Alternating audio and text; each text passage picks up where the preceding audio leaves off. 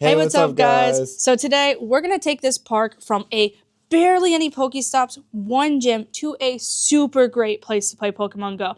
We're gonna show you guys how to do it step by step, nominating things as they go through. We're gonna show you guys as they pass and how it looks after all the work is done. So what's really cool is this park was actually just built. So basically the process is we go around and we take the pictures on our phones. We don't take the pictures as we nominate them because you actually can save them in case you need to upload a new picture, in case you need to renominate it. Overall, save the pictures on your phones. Maybe the time you're gonna go submit it, there's a bunch of people standing near it and you don't wanna go over there and take new pictures. It is pretty awkward sometimes. So take the pictures on your phone. Make sure you put them in a folder or something. The next thing you're gonna wanna do is make sure you're educated about the place you are submitting. So you can either hit upload later and upload these and truly type it out when you have time, or you can research what you're uploading before you actually upload it, which is probably the better idea. So come to the park, research why is a pavilion good? That's a pretty simple one. Pavilion's good, it provides shade, it provides a place to gather with the community. As for information boards that give you information, they're good on educating the community on invasive species, on animals in the area. It's overall a really unique feature to the park, along with trails and trail signs. Those are really unique because they're showing you where the different areas you can explore in the park are. So if you guys want to see a park transform into a really good place to play Pokemon Go, keep watching. So just to give you guys an idea, this is a huge open park. It is a Pokemon goer's dream place to play. It is safe. There's a whole road that brings you down to each parking lot, and then you can get out and walk around and explore. There's a amazing pavilion to sit down and do trades before and after, to do your meetups, to do your check-ins, and just to visit with your community on these important days. So I'm really looking forward to seeing how this park can come along. I want to share this with you guys. There's not really a lot of information out there on submitting stuff and building up your park. So I want to give you guys the information so you can do it too. That way you can make the game that we all know and love even better in your area for you and for your community. And right here, we have yet another thing that is a good nomination. So you can literally see a pavilion, a sign with a map, and even the dedication sign to the project of this park. There's a ton of opportunity here. Literally behind me in this one little capture, there is 5 things I can submit.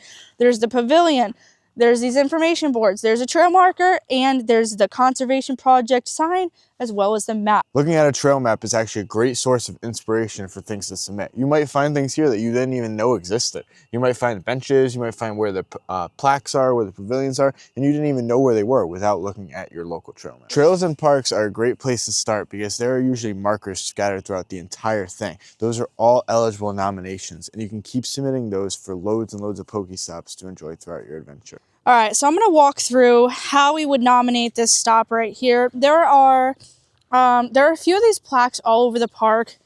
They're kind of spread out in various areas. This one is actually the only one on this entire side of the big loop. So hopefully they're gonna add more because this park is actually still being built. Most of it's done, but they're still working on it. So the first thing you're gonna wanna do is we take the pictures on our phones. We don't take them in-app, and then we upload them to make sure you're getting the best angle. So you want to make sure all 4 sides of this are in your photograph and that your surrounding picture is going to be something like this. So the reason why you want your surrounding picture to be something like I'm showing you guys here is because you want the nomination to show what's around it, that it's safe pedestrian access, clearly that it's in a park, and just overall, like, any additional things around it. Okay, so for the title of this, we labeled it Invasive Species Information Board. The reason for this is because there are multiple information boards around the park and we want them all to sound the same in terms of the series. So whatever the first part is, so if it was bees, it was like bee pollinator information board, and so on, so on. Here's the first picture.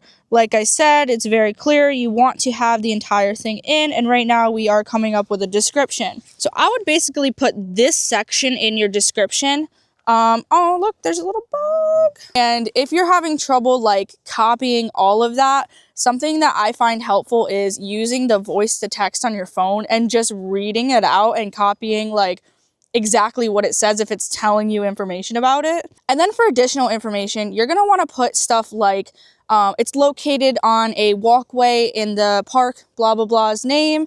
And then you're going to want to put any details that you can find on there, such as dates, historic people, if it's a different sort of POI, anything you can basically find. If you can't find information about it, do a quick Google search. If it's a statue in your town or something that you feel like is known, search it up. When was that statue made? Who is it dedicated to? Add that in your description, and then add any additional information as you need. It's safe, pedestrian access, obviously here, plenty of safe pedestrian access. And that is just one of many Pokestops we are here submitting today.